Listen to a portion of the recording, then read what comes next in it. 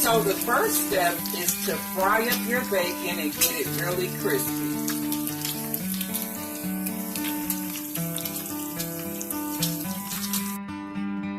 So the second step is to make sure that your bacon is drained and all the fat is away from the meat.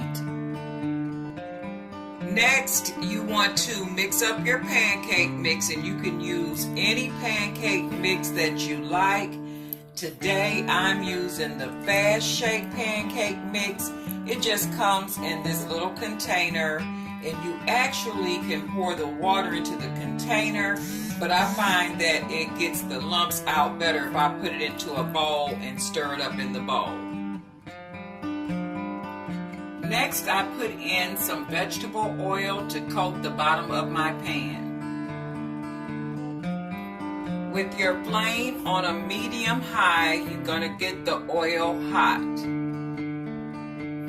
Next, I layer my pancake mix into the skillet in a straight line and put the bacon on top, and then add a little bit more pancake mix on top of the bacon.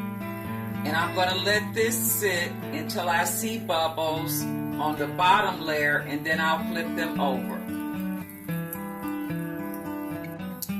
Now that my pancake bacon sticks are browned, I flip them over. Don't they look yummy?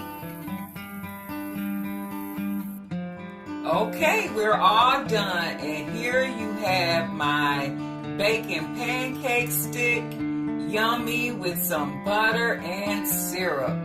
Okay, I hope you enjoyed this video, and I hope you try my recipe soon. Have a blessed day. Bye.